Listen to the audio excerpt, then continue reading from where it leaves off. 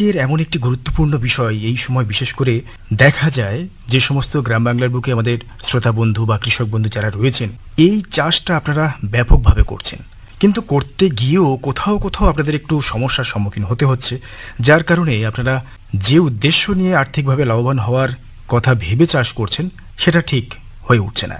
আমি কথা বলছি লাভজনকভাবে পাতা সবজি চাষ। আপনারা ভাবছেন পাতা সবজি এটা আবার কি জিনিস?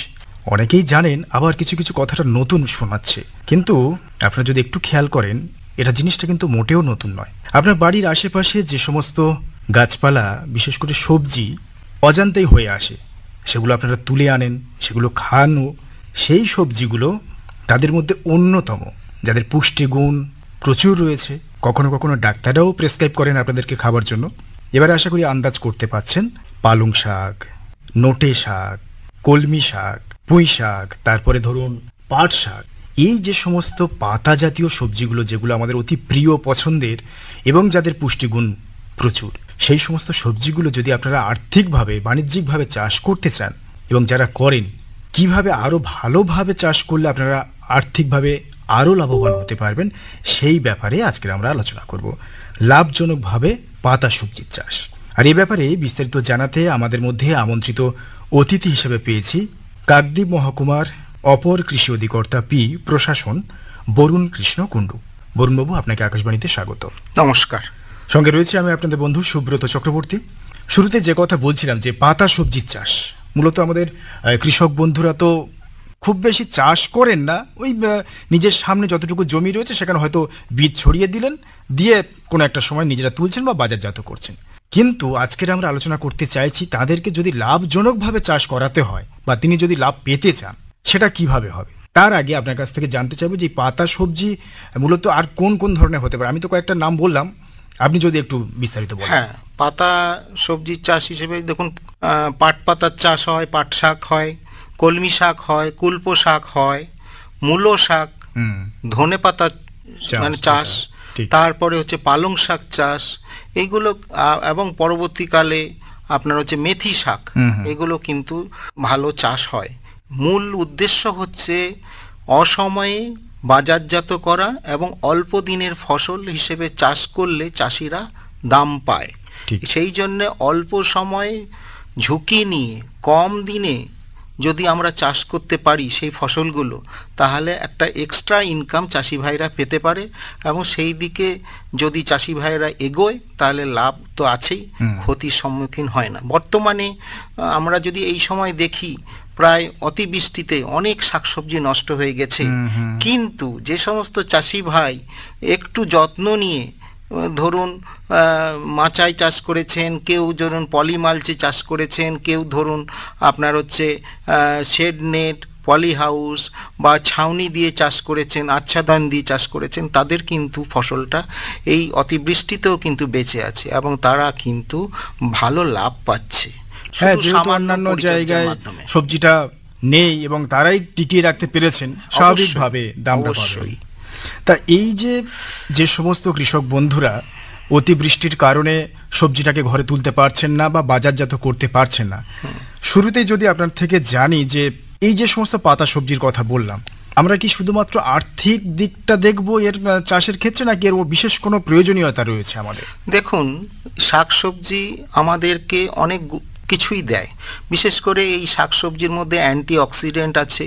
আমাদের বিশেষ করে পালং শাকে দৃষ্টিশক্তি বাড়ায়, আমাদের ত্বকের উজ্জ্বলতা বাড়ায় এবং আমাদের ম্যাক্সিমাম আজকের দিনে অনেকের ক্যান্সার রোগে আক্রান্ত হচ্ছে। সেই রোগ থেকে বাঁচতে গেলে আমাদের পাতা সবজি খেতে হবে। ভিটামিনস প্রচুর পরিমাণে আছে এবং এই শাকসবজি যদি চাষ করা যায়, তাহলে আমরা যদি সেগুলো গ্রহণ করতে পারি, তাহলে আমাদের সহজপাচ্য আমরা অনেক ভিটামিন মিনারেলস পাবো এবং আমাদের রোগ প্রতিরোধ ক্ষমতাও অনেকটাই বৃদ্ধি পাবে। সেই জন্য শাকসবজি চাষ করা একান্তই জরুরি। একদম, মানে পাশাপাশি এর ইকোনমিক ভ্যালু তো রয়েছে, সেই সঙ্গে পুষ্টি যে গুণটা সেটাও প্রচুর পরিমাণে আছে। একদম। এবারে যদি আমরা চাষের প্রসঙ্গে আসি, তাহলে আমাদের কৃষক বন্ধুরা যারা এগোবেন, অবশ্যই এমনি তো যারা চাষ করেন তো করেন, কিন্তু ঘরোয়াভাবে ছাড়া যদি প্রথাগতভাবে সায়েন্টিফিক ওয়েতে যদি আমরা চাষ করতে চাই, সেক্ষেত্রে এই ধরনের পাতা সবজিগুলো চাষ করতে গেলে তার জমি তৈরি, বা কেমন মাটি হওয়া প্রয়োজন আমাদের এই জল আবহাওয়াতে, সে ব্যাপারে যদি একটু বলেন। হ্যাঁ, দেখুন, যেহেতু আমরা এটা বর্ষাকালে চাষ হচ্ছে, বিশেষ করে মে থেকে আগস্ট মাসের মধ্যে আমাদের কিন্তু বীজটা বুনতে হবে এবং বীজটা অবশ্যই বীজ শোধন করতে হবে। এখানে বলে রাখা ভালো, সব জমিতেই কিন্তু পাতা সবজির চাষ খুব যে ভালো হবে তা নয়। বিশেষ করে বেলে দোআঁশ মাটি এবং পলি দোআঁশ মাটি এবং দোআঁশ মাটি, এইগুলো যেখানে জল ধারণ ক্ষমতা নেই বা মানে জল জমে না এরকম এবং জল নিকাশি ব্যবস্থা আছে, এরকম উঁচু জমিতে আমরা পাতা সবজি যদি চাষ করি তাহলে লাভজনক দিক আছে। বর্ষায় কখনো বৃষ্টি যে হবে সেটা কিন্তু জানিয়ে আসে না। অতি বৃষ্টির ফলে গোড়া পচা রোগ দেখা যায়, জল নিকাশি ব্যবস্থা ঠিক মতো হয় না। ম্যাক্সিমাম সময় আমরা যে বীজগুলো বুনি সেটাই দেখা যাচ্ছে যেদিন বীজ বুনলেন তার পরের দিন প্রচণ্ড পরিমাণে বৃষ্টি হলো, অতএব চারা পচে গেল বা চারা বেরোলো না। সেই ক্ষেত্রে আমরা যদি ছাউনি দিয়ে বা পলি মালচ দিয়ে বা শেড নেটে বা পলি হাউসে যদি এই পাতা সবজির যে বীজগুলো যদি আমরা বুনতে পারি সঠিক সময় উঁচু বেড তৈরি করে, তাহলে আমরা কিন্তু একটা লাভজনকভাবে পাতা সবজি আমরা বাজারজাত করতে পারবো। অল্প দিনে বেশি পরিমাণ লাভ হবে, সেইগুলো আমরা করতে পারি। আচ্ছা, আপনার কথা রেস্ট নেই বলি যে পলিমালচিং বা শেড নেটের যে কথাগুলো বলছেন, এগুলো তো আমাদের সব কৃষকের পক্ষে তো সম্ভব নয়। যারা করতে পারছেন তো ঠিক আছে, কিন্তু যে সমস্ত প্রান্তিক কৃষক বন্ধু রয়েছেন হয়তো তিনি চাষ করতে আগ্রহী কিন্তু করতে পারছেন না, তার একটা আর্থিক ব্যাপার রয়েছে, সে ব্যাপারে কি কোনো সুযোগ সুবিধা পাওয়া যেতে পারে? হ্যাঁ, দেখুন, আমাদের উদ্যান পালন দপ্তর থেকে শেড নেট এবং পলি হাউসের উপর সাবসিডি দেয়। ক্ষুদ্র এবং প্রান্তিক চাষি এইগুলো সাহায্য নিতে পারে এবং শেড নেট এবং পলি হাউসে যদি একবার করতে পারে তাহলে 80% পর্যন্ত ভর্তুকিতে এইগুলো দেওয়া যায় এবং পরবর্তীকালে ওই চাষি কিন্তু অসময়ে অনেক সবজি বাজারজাত করতে পারবে এবং ভালো দাম পাবে। বাহ, এটা তো একটা খুব ভালো দিক বললেন আপনি, যেহেতু একটা সরকারি সুযোগ সুবিধা রয়েছে, ভর্তুকিও পাচ্ছে, তাহলে বোধহয় এবার কৃষক বন্ধুদের সমস্যা থাকবে না যদি অসময়ে পাতা সবজি চাষ করতে চান এবং আর্থিকভাবে লাভবান হতে চান। বেশ, এবারে জমি তৈরি, যেটা আপনি বলছিলেন যে উঁচু জমি তৈরি করতে হবে, যেখানে পলি হাউস বা পলিনেট নেট সেটের যেটা কথা বললেন, জমি তৈরির কি কোনো বিশেষ পদ্ধতি রয়েছে? জমি তৈরির ক্ষেত্রে বলার দরকার আছে যে আমাদের যে জমিটা তৈরি করতে হবে 3 থেকে 4টে চাষ দিতে হবে, জৈব পদার্থের পরিমাণ বাড়াতে হবে, ট্রাইকোডার্মা ভিরিডি এবং সিউডোমোনাস ফ্লুরোসেন্স জমিতে প্রয়োগ করতে হবে, জৈব সার ব্যবহার করতে হবে। যদি দেখা যায়, ধরুন কেউ যদি বলে যে আমার তো শেড নেট নেই বা পলি হাউস নেই, তাহলে কি আমি মুক্ত জমিতে কি চাষ করতে পারবো না? সেক্ষেত্রে 1.5 হাত চওড়া এবং 15 হাত লম্বা 8 সেন্টিমিটার থেকে 15 সেন্টিমিটার উঁচু বেড তৈরি করেও করা যায়। কিন্তু আমি যেদিন অঙ্কুরিত বীজ বপন করলাম তার থেকে যদি 7-8 দিন পর্যন্ত যদি বৃষ্টি না হয় এবং তাহলে কিন্তু একটা চারা বেরিয়ে যাবে এবং সেক্ষেত্রে কিন্তু সে লাভবান হবে। কিন্তু যদি শেড নেট বা পলি হাউসে চাষ করলে সে সকালবেলার দিকে রোদটা খাওয়ালো, পরবর্তীকালে পলি হাউসে বা শেড নেট দিয়ে দিল, বৃষ্টির জল আর ঢুকলো না, শুধু রোদটা পেলো এবং আমরা কন্ট্রোল কন্ডিশনেও কিন্তু আমরা এই অসময়ে সবজিটা পেতে পারি, বিশেষ করে পালং শাক, ধনেপাতা। বর্তমানে আপনারা নিশ্চয়ই লক্ষ্য করেছেন একটা আঁটি ধনেপাতা 5 টাকা করে বিক্রি হচ্ছে, কিন্তু এটা যখন শীতকালে পাবেন তখন কিন্তু অত দাম পাওয়া যায় না। কিন্তু এই সময় যদি সে যেহেতু সবাই তৈরি করতে পারছে না, উপযুক্ত ব্যবস্থা বিশেষ করে জল নিকাশি ব্যবস্থা এবং রোগ প্রতিরোধের যদি ক্ষমতাটা সে যদি গড়ে তুলতে পারে, সে কিন্তু অল্প সময় পেতে পারে। যদিও চাকচিক্য এবং গ্রোথ শীতকালীন সবজির মতো না হলেও যেহেতু অল্প পরিমাণে অল্প সময়ে বাজারজাত করতে পারবে এবং রোগ প্রতিরোধ ক্ষমতা গড়ে তুলে যদি এটা সহজে বাজারে আনতে পারে, তাহলে কিন্তু একটা অল্প সময়ের মধ্যে সে ভালো দাম পেতে পারে। এইটা চাষি ভাইদের মাথায় রাখতে হবে। আর দ্বিতীয় কথাটা হচ্ছে এই যে পালং শাক বা ধনেপাতার চাষ যেটা আমরা বলছি, কিছু কিছু জাত আছে যেগুলো শীতকালে হয়, সেগুলো আবার বর্ষাকালে হয় না। সেই জন্য বর্ষাকালে বিশেষ কিছু কিছু জাত আছে, সেগুলো যদি চাষ করা যায় এবং মাল্টিকাট কিছু ভ্যারাইটি এসে গেছে। আমি গোড়া সমেত পুরো পালং শাক তুলবো না, বা গোড়া সমেত গোড়া সমেত আমরা ধনেপাতা তুলবো না, কিছুটা কেটে রেখে 2 ইঞ্চি 1 ইঞ্চি পর্যন্ত রেখে দিয়ে আবার ইউরিয়া স্প্রে করে দিতে পারেন, বা ধরুন পিজিআর প্ল্যান্ট গ্রোথ রেগুলেটর যেগুলো আছে সেগুলো যদি স্প্রে করে দেওয়া যায় তাহলে সেটারও বৃদ্ধি হয় এবং 3 থেকে 4টে কাটিং পর্যন্ত হয়। একই জমিতে বারবার 3 থেকে 4 বার আমি কর্তন করতে পারবো এবং ভালো লাভ পেতে পারি। বেশ, আপনি উন্নত জাতের কথা বলছিলেন, যে এই সমস্ত পাতা সবজির কিছু যদি উন্নত জাতের কথা বলেন। হ্যাঁ, তাহলে উন্নত জাতের ক্ষেত্রে আমরা যে সমস্ত জাতগুলোর কথা বলছি সেই জাতগুলো আপনারা লাগাতে পারেন। যেমন ধরুন পালং জাতের ক্ষেত্রে পাহুজা গ্রিন বীজ বোনার 20 থেকে 25 দিনের মধ্যে ভালো ফলন দিচ্ছে এবং ভালো দাম পাওয়া যাচ্ছে। প্রথম দিকে 80 টাকা কিলো থেকে 40 টাকা লাস্টে কিলো পর্যন্ত পেতে পারে এবং ভালো লাভ হচ্ছে। প্রতি শতকে খরচ বাদ দিয়ে প্রায় 2000 টাকা পর্যন্ত লাভ আছে। 20 থেকে 25 দিন বীজ বোনার মাথায় তুলতে পারবেন। সেরকম আরও যে সমস্ত জাত আছে পাহুজা গ্রিন ছাড়া পালং শাকের ক্ষেত্রে পুষা জ্যোতি, অল গ্রিন, পুষা হরিত, আরকা অনুপমা। এই যে আরকা অনুপমা এটা 4 বার পর্যন্ত কাটিং করা যায় এবং এটা ভালো ফলন দেওয়া যায়। বিঘা প্রতি এর ফলন প্রায় 53 কুইন্টাল, যেখানে অন্যান্যর ক্ষেত্রে 25 কুইন্টাল। এটার ক্ষেত্রে মানে যেহেতু 4 বার কাটিং হচ্ছে, এটার বিঘা প্রতি ফলন প্রায় 53 কুইন্টাল। অতএব এইগুলো আমাদের নজরে রাখতে হবে। এবার আমি আসছি ধনে পাতার যে জাতগুলো, বিশেষ করে বর্ষাকালে যে জাতগুলো ভালো দেখা যাচ্ছে, ভালো চাষ হচ্ছে, সেই জাতগুলো হচ্ছে Bliss, Punjabi, Aroma, Haldibari, Super Green, Multicut, Coimbatore 2, Coimbatore 3, Isha, Arka Isha. এই জাতটা বিশেষ করে 3 থেকে 4টে কাটিং হয়, বিঘা প্রতি ফলন প্রায় 16 কুইন্টাল। অতএব বোঝাই যাচ্ছে যে এত ফলন এবং চটজলদি আমরা বাজারজাত করতে পারছি এবং ভালো মুনাফা পেতে পারি। অতএব এই জাতগুলো আপনাদের বিশেষ বিশেষ যে জাতগুলো আমরা বললাম বা উল্লেখ করলাম সেগুলো যদি কিনে নিতে পারেন। আর একটা জিনিস আমাদেরকে মাথায় রাখতে হবে, বীজটা যেটা আমরা লাগাবো সেটা যেন কারেন্ট বীজ হয়, যেটা আপনার ম্যানুফ্যাকচারিং তা সেটা থেকে 1 থেকে 2 মাসের মধ্যে আমি বীজটা লাগাবো। পুরনো বীজ লাগলে জার্মিনেশন কমবে। আচ্ছা, সেক্ষেত্রে তাহলে কৃষক বন্ধুদের যারা বীজ কিনবেন বোধহয় ডেটটা ভালো করে দেখে নেওয়া দরকার। অবশ্যই ডেট অফ প্যাকিংটা যেন 1-2 মাসের মধ্যে হয়। পুরনো বীজ যেটা শীতে লাগাচ্ছে মানে সেই বীজ না লাগিয়ে কারেন্ট ডেটের প্যাকিং বীজ লাগাবেন এবং অঙ্কুরিত বীজ লাগাবেন। অনেকে মানে ডাইরেক্ট সোন করছে, অনেকে বীজটাকে অঙ্কুরোদ্গম করার জন্যে একটা মানে পলিথিন না মানে একটা হচ্ছে কাপড়ের মধ্যে পুটুলি নিয়ে তার মধ্যে জল ছিটা দিয়ে কল বার করে নিয়ে তারপরে বীজ ফেলছে। যেমন ধনে বীজের ক্ষেত্রে অনেকে ধনের বীজটা ভেঙে নিচ্ছে, আধ ভাঙা করে নিয়ে তারপরে জল ছিটিয়ে নিয়ে ওকে অঙ্কুরোদ্গম করে নিয়ে অঙ্কুরিত বীজ 25 সেন্টিমিটার বাই 10 সেন্টিমিটার মানে সারি থেকে সারির দূরত্ব 25 সেন্টিমিটার, বীজ থেকে বীজের দূরত্ব 10 সেন্টিমিটার দূরে দূরেও কিন্তু ধনে পাতা লাগাচ্ছে। অনেকে আবার ছিটিয়েও বুনছে। হ্যাঁ, সারিতে বোনার কথা বলছেন। হ্যাঁ, অনেকে তো বেশিরভাগই তো দেখা যায় ছিটিয়ে বোনে। হ্যাঁ, ছিটিয়ে বুনলাম, কিন্তু ছিটিয়েও বোনা যায়। সেক্ষেত্রে কি করণীয়, যে ছিটিয়ে বোনার পরে 15 থেকে 20 দিনের মাথায় অতিরিক্ত যে চারাগুলো আছে সেগুলো তুলে ফেলতে হবে। আর এই শাক সবজি চাষের ক্ষেত্রে একটা বিশেষ সমস্যা হচ্ছে আগাছা। সেই জন্য আগাছা কিন্তু শুরুতেই দমন করতে হবে।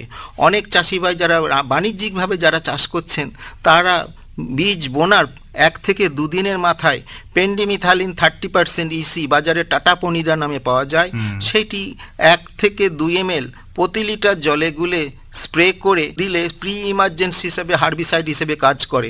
অথবা বীজ বোনার 5 থেকে 7 দিন পরেই আমরা যদি আগাছা নিরান দিতে পারি শুরুতেই, তাহলে কিন্তু ভালো ফলন আমরা পেতে পারি। এবারে এই যে সমস্ত সবজিগুলো চাষ করছেন, পালং শাক হোক বা কলমি যাই চাষ করতে চলেছেন আমাদের কৃষক বন্ধুরা, তারা তো মাটি তৈরি করলেন, বীজ ভালো সংশোধিত বীজ ব্যবহার করছেন এবং আপনি কিছু সারের প্রয়োগের কথাও বলে দিলেন এবং পরিচর্যাগত যেটা আগাছা বললেন যে প্রধান শত্রু, এছাড়াও কি অন্য কোনো রোগ পোকার আক্রমণ ঘটতে পারে? অবশ্যই, বিশেষ করে রোগ হিসেবে গোড়া পচা, তারপরে হচ্ছে পাতায় দাগ, অল্টারনেরিয়া লিপ ব্লাইট, পাতা ধসা, তারপরে হচ্ছে পাউডারি মিলডিউ মানে গুঁড়োচিতি, ডাউনি মিলডিউ, এই সমস্তগুলো রোগ আছে। এবং পোকা হিসাবে জাপ পোকা, ম্যাপ পোকা মানে লিফ মাইনার বা নলি পোকা, এইগুলো আছে। পাতা খেকো পোকা, লেদা পোকা, এইগুলো পোকার মধ্যে দেখা যায়। এই পোকাটা যেটা বললেন যে পাতা খেকো বা পাতা কাটা পোকা, এটা কিন্তু প্রচুর পরিমাণে দেখা যায়। হ্যাঁ। প্রায় ধনে হোক বা আপনার পালং শাক, কলমি শাক যেগুলো চাষ করেন, সেখানে দেখা যাচ্ছে অধিকাংশ পাতা কখনো কখনো বাজারে কিনতে গেলেও দেখা যায় যে পাতাটা কাটা। বা ধনে আরেকটা যেটা চোখে পড়ে যে ধনের পাতা কখনো কখনো হলুদ হয়ে যায়। এগুলো কি? হ্যাঁ, দেখুন, ধনে পাতা যেটা হলুদ হয়ে যাচ্ছে সেটা ছত্রাক গঠিত রোগ, অল্টারনেরিয়া লিফ ব্লাইট হচ্ছে। অনেক সময় হচ্ছে পাতার গোড়া পচে যাচ্ছে, সেই ক্ষেত্রে মরে যাচ্ছে, সেইগুলোর ক্ষেত্রে বীজ শোধন একান্তই জরুরি। আমরা বীজটা শোধন করব হচ্ছে কার্বানডাজিম এবং ম্যানকোজেবের মিশ্রণ হিসেবে সাব পাউডার 2 গ্রাম প্রতি কেজি বীজের সঙ্গে, অথবা আছে রিডোমিল গোল্ড বা টাটা মাস্টার অর্থাৎ ম্যানকোজেব এবং মেটাল এক্সেলের মিশ্রণ 2.5 গ্রাম প্রতি কেজি বীজের সঙ্গে মাখিয়ে নিতে পারি। অথবা আমরা যদি বীজ শোধন করার পরেও যদি দেখা যায়, তাহলে 5 থেকে 7 দিন অন্তর অন্তর সাপ বা হচ্ছে সেকটিন মানে হচ্ছে ম্যানকোজেব এবং ফেনামিডনের মিশ্রণ 3 গ্রাম প্রতি লিটার জলে গুলে স্প্রে করলে আমরা কিন্তু গোড়া পচা, পাতায় দাগ, এগুলোর থেকে রক্ষা পাবো। এবার আমরা আসছি যে যেহেতু আমরা ডাইরেক্ট কনজিউম করছি এই পাতা সবজি, সেই জন্যে বায়োপেস্টিসাইডের দিকে আমাদের ঝুঁকতে হবে। বায়োপেস্টিসাইড হিসেবে নিম বেসড পেস্টিসাইড, যেমন ধরুন অ্যাজাডিরেকটিন 10,000 ppm, নিমারিন, নিমাজল এই সমস্ত নামে পাওয়া যায়, সেইগুলো 3 মিলিলিটার প্রতি লিটার জলে গুলে স্প্রে করলে আমরা লেদা পোকার থেকেও রক্ষা পেতে পারি। আর যারা ধরুন কেমিক্যালি করছেন, তারা আপনারা মিসাইল দিতে পারেন, এমামেকটিন বেঞ্জয়েড 5% SG 1/2 গ্রাম প্রতি লিটার জলে গুলে স্প্রে করতে পারেন। বা আপনার হচ্ছে ক্লোরোপাইরিফস এবং সাইপারমেথ্রিনের মিশ্রণ হামলা, সেইগুলোর ক্ষেত্রে 1.5 ml প্রতি লিটার জলে গুলে স্প্রে করতে পারেন। কিন্তু একটা জিনিস মাথায় রাখবেন, স্প্রে করার পরে যখন ফসলটা তুলবেন সেটা যেন 10 দিনের মতো ব্যবধান হয়। ধরুন আজকে স্প্রে করলেন, কালকেই ফসল তুলে নিলেন, তাহলে তার একটা রেসিডুয়াল টক্সিসিটি কিন্তু এসে যাবে, এবং সেক্ষেত্রে আমাদের যারা ওটা কনজিউম করবে তাদের ক্ষেত্রে ক্ষতি হতে পারে। অনেকে করছে কি, আজকেই ফাঞ্জিসাইড স্প্রে করলো মানে ছত্রাকনাশক, তারপরের দিনই বাজারজাত করতে গেছে, কিন্তু ছত্রাকনাশকের দাগ ধরুন নীলচে রং বা সবজে রং সেটা পাতায় দেখা গেছে, ফলে চাষিরা যেটা বাজারে নিয়ে যাচ্ছে সেটা কিন্তু যারা গ্রাহক তারা নিতে চাইছে না। সেদিকেও সাবধান অবলম্বন করবেন।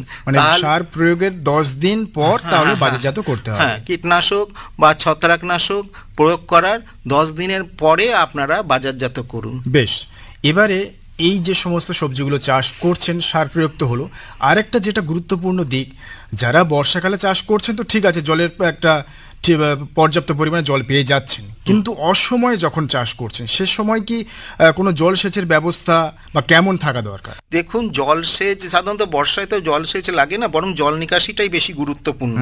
এখানে একটা জিনিস মাথায় রাখতে হবে, আমার গাছের শিকড় যতদূর পর্যন্ত গেছে সেই শিকড়ের মাটি আমি হাতে নিয়ে মুঠো করব, মুঠো বাঁধছে কিনা। যদি মুঠো বাঁধে তাহলে রস আছে, যদি মুঠো না বাঁধে তাহলে ঝাড়ি দিয়ে হালকা সেচ দিতে হবে, সে যাতে ওর গোড়া পচাও না হয় এবং রসটাও পেয়ে যায়। আর একটা জিনিস মাথায় রাখতে হবে যে এই ফসল তোলার পরে মাল্টিকাট যেগুলো আছে, আমি গোড়া সমেত তুলছি না, সেইগুলোর ক্ষেত্রে বৃদ্ধির জন্যে 100% জলে দ্রবণীয় বেশ কিছু সার আছে, 18-18-18 NPK অথবা 19-19-19 NPK 3 গ্রাম প্রতি লিটার জলে গুলে স্প্রে করতে পারেন 20 দিনের মাথায়, অর্থাৎ বীজ বোনার 20 দিনের মাথায়, 30 দিনের মাথায়, 40 দিনের মাথায় 3 গ্রাম প্রতি লিটার জলে গুলে স্প্রে করলে গাছের পাতাগুলো ঝোপালো হবে এবং ভালো দাম পাওয়া যাবে। আবার আর একটা হচ্ছে PGR হিসেবে, প্ল্যান্ট গ্রোথ রেগুলেটর হিসেবে সিউইড এক্সট্রাক্ট, যেমন বায়োভিটা বা সাগরিকা, এই জাতীয় সিউইড এক্সট্রাক্ট মানে সমুদ্র শৈবালের নির্যাস, সেটি যদি 2 মিলিলিটার প্রতি লিটার জলে গুলে বিকেলবেলা যদি স্প্রে করেন তাহলে উজ্জ্বলতা বাড়বে, চকচকে ভাব দেখা যাবে এবং গ্রোথও হবে, বৃদ্ধি পাবে এবং বাজারজাত করতে সুবিধা হবে। বেশ, এবারে ধরুন একবার কেটে নিলেন, হ্যাঁ মাল্টিকাটের কথা বলছি, যখন একবার কেটে নেওয়ার পরে যে স্প্রে করবেন, যে গ্রোথের জন্য যেটা বলছেন, সেটা কি সেই দিনেই করবেন নাকি তার কোনো পদ্ধতি? হ্যাঁ, দেখুন স্প্রে করার পরে ধরুন একটা ফাঙ্গাল অ্যাটাক হতে পারে, সেই ক্ষেত্রে ফাঙ্গাল অ্যাটাকের জন্যে, ফাঙ্গাল অ্যাটাক যাতে না হয়, মানে ছত্রাক ঘটিত আক্রমণ না হয়, তাহলে তারপরেই আপনার সেই দিন বা তারপরের দিন আপনি সাপ পাউডার স্প্রে করলেন 2 গ্রাম প্রতি লিটার জলে কেটে নেওয়ার পরে। তারপরে 4-5 দিন বাদে আপনারা স্প্রে করতে পারেন 18-18-18 অথবা 19-19-19, যেটা 100% জলে দ্রবণীয় সার প্রতি লিটার জলে 3 গ্রাম গুলে স্প্রে করুন 10 দিন অন্তর অন্তর, তাহলে ভালো বৃদ্ধি পাবে। বেশ, আমাদের অনুষ্ঠানের প্রায় শেষের দিকে চলে আসছি। একটু আপনার কাছ থেকে জানি যে সমস্ত শ্রোতা বন্ধুরা বা কৃষক বন্ধুরা আমাদের অনুষ্ঠান শুনে হয়তো আগ্রহী হলেন, তারা তো জানতে চাইবেন যে আমি এই এত কিছু মেনটেন করে চাষ করছি, সেক্ষেত্রে ফলন কেমন হবে বা কতদিন অন্তর তিনি ফলন তুলতে পারবেন? হ্যাঁ, ফলন ভালোই পাওয়া যায়, যেমন হ্যাঁ বিঘা প্রতি 25 কুইন্টাল অনায়াসে পাওয়া যায়। অতএব এটা কিন্তু ভালো, এটা পালং শাকের ক্ষেত্রে, এবং 53 কুইন্টাল পর্যন্ত পাওয়া যায়। আর একটা হচ্ছে ধনে পাতার ক্ষেত্রে আপনার হচ্ছে বিঘাতে 8 থেকে 12 কুইন্টাল পর্যন্ত ভালো ফলন পাওয়া যায়। এবং ফলন আমি যদি অসময়ে যদি আমি ভালো ফলন পেতে পারি, এবং ফলন বৃদ্ধির জন্য বেশ কিছু পিজিআর, প্ল্যান্ট গ্রোথ রেগুলেটর এবং 100% জলে দ্রবণীয় সারের কথাগুলো বলেছি। মেন সমস্যা দুটো আছে, একটা হচ্ছে আগাছা নিয়ন্ত্রণ করব, আর একটা হচ্ছে গোড়া পচা যেন না লাগে, এবং যাতে এইগুলো জল নিকাশি ব্যবস্থাটা থাকতে হবে। সবাই হয়তো ঝুঁকবে আমিও চাষ করব, কিন্তু তার সেরকম জমি নেই, হ্যাঁ, এবং বৃষ্টি হয়তো বেশি হচ্ছে, সেই জন্য যাদের শেড নেট আছে বা পলি হাউস আছে তারা কিন্তু এগিয়ে যাবে। আমরা হয়তো বলছি এটা সবাই করুন, কিন্তু সবার হয়তো সেই জমি নেই, বা ধরুন কারুর দোআঁশ মাটি নেই, বেলে দোআঁশ মাটি নেই, জল নিকাশি ব্যবস্থা ভালো নেই, তারা কিন্তু এই চাষে এগোতে পারবে না। সেই জন্যে প্রতিকূলতা আছে, কিন্তু কম সময়ে অধিক লাভজনক হিসাবে এই চাষগুলো খুবই গুরুত্ব পাচ্ছে। আচ্ছা, এই ক্ষেত্রে আপনি তো বলছেন যে কম সময়ে অধিক গুরুত্ব পাচ্ছে, এই জলদি চাষের ক্ষেত্রে কি কোনো সমস্যা দেখা দিতে পারে? জলদি যদি চাষ করার যে বীজ জলদি যেগুলো হবে, বেশি দীর্ঘমেয়াদী চাষ নয়, জলদি চাষের ক্ষেত্রে কি ধরনের সমস্যা দেখা দেয়? দেখুন, জলদি চাষে সমস্যা হিসেবে যেগুলো সমস্যা, দেখুন বাজারজাতের কোনো সমস্যা নেই। জলদি চাষে হয়তো দেখা যাচ্ছে যে তার গ্রোথ হয়তো যেরকম শীতকালীন ফসল সেরকম গ্রোথ এলো না, হ্যাঁ, কিন্তু যেহেতু বাজারে কম লোক এই ফসলটা বাজারে এনেছে, ফলে সে কিন্তু দাম পেয়ে যাচ্ছে। ধরুন শীতের পালঙের যেরকম সুন্দর লাস্টার, মানে উজ্জ্বলতা আছে, গোল পাতাগুলো, এটার হয়তো পাতাগুলো ছুচলো আছে, এবং এর জাত কিন্তু একটু আলাদা। শীতের পালং জাত আলাদা, আর হচ্ছে বর্ষায় যে পালং, অসময়ে যে পালংগুলো চাষ করব তার একটু আলাদা আছে, এবং খুব অল্প সময়ের মধ্যে আমি বাজারজাত করছি এবং ভালো দাম পাচ্ছি, এবং লাভজনকের দিকে আমরা এগিয়ে যাচ্ছি। ধরুন পালং শাক 40 থেকে 80 টাকা প্রতি কেজি, হয়ারাস শীতকালে 4 থেকে 5 টাকা পর্যন্ত কিলো বিক্রি হয়। অতএব প্রায় 6 থেকে 8 গুণ দাম বেশি পাওয়া যাচ্ছে। বিশেষ পরিচর্যা কিন্তু নেই, কিন্তু যে জিনিসটা রাখতে হবে যে আমার জল নিকাশি ব্যবস্থাটা ভালো রাখতে হবে, আগাছা নিয়ন্ত্রণ রাখতে হবে, সে আপনারা নিরান দিয়ে হোক, হাত নিরান দিয়ে হোক, অথবা বীজ বোনার একদিনের মাথায় পেন্ডিমিথালিন 30% ইসি টাটা পনিরা নামে পাওয়া যায়, সেটি 1.5 ml প্রতি লিটার জলে গুলে স্প্রে করলে প্রি ইমার্জেন্সি হিসাবে, হার্বিসাইড হিসেবে এগুলো কাজ করে। অতএব এইগুলো সাবধান অবলম্বনগুলো করলে ভালো লাভ পেতে পারে। একদম। আর যেটা আমাদের আলোচনা থেকে উঠে এলো বারবার, আমরা যদি একটু খতিয়ে দেখি অন্যান্য চাষের ক্ষেত্রে যে পরিশ্রম বা যে ব্যাপক পরিমাণে জায়গার প্রয়োজন হচ্ছে, এখানে কিন্তু সেই পরিশ্রমটাও কম, জায়গাটাও কম, অল্প জায়গার মধ্যে অল্প পরিশ্রমে বা অল্প ব্যয়ও তো বলতে পারি, অল্প ব্যয়ও কিন্তু আমরা লাভটা ভালো পেতে পারি। এবং যেহেতু আমরা অসময়ে চাষটা যদি করতে পারি, তাহলে কিন্তু বাজারে একটা বিশেষ চাহিদা রয়েছে। অবশ্যই অবশ্যই, কেননা যেহেতু সবাই এটা করতে পারছে না, সবার কিন্তু পলি হাউস নেই, এবং সবার কিন্তু পলি দোআঁশ বা বেলে দোআঁশ বা দোআঁশ মাটি নেই, অনেকের এঁটেল জমি আছে, কিন্তু এঁটেল জমিতে এই ফসলগুলো হবে না, কেননা সেখানে জল নিকাশি ব্যবস্থা নেই, সেখানে জল সরতে সময় লাগে, বিশেষ করে বর্ষাকালে গোড়া পচার সমস্যা আছে। হ্যাঁ, এবং যে জাতগুলো আমাকে লাগাতে হবে সেই বিশেষ বিশেষ জাতগুলোর কথা আমরা উল্লেখ করেছি, যেগুলো শীতকালীন সেগুলো এখানে নয়, এবং কারেন্ট বীজ ব্যবহার করতে হবে, কারেন্ট প্যাকিং বীজগুলো করতে হবে। বেশ, আমরা আজকে আলোচনা করছিলাম লাভজনকভাবে পাতা সবজির চাষ এবং খুব গুরুত্বপূর্ণ কয়েকটি বিষয় যেগুলো আপনাদের একান্ত মাথায় রাখতে হবে সে ব্যাপারে বরুণবাবু খুব স্পষ্টভাবে সুন্দরভাবে বুঝিয়ে বললেন কিভাবে আপনারা চাষ করবেন, কোন বীজ সংগ্রহ করবেন, উন্নত কিছু বীজের কথাও বললেন, তারপর কেমন মাটি হওয়া, সব ব্যাপারে বিস্তারিতভাবে আলোচনা করলেন এবং আশা করছি আমাদের আজকের অনুষ্ঠান থেকে অনেক কৃষক বন্ধু উপকৃত হবেন, তারা হয়তো এগিয়েও আসবেন, চাষের প্রতি আগ্রহী হবেন পাতা সবজির চাষের।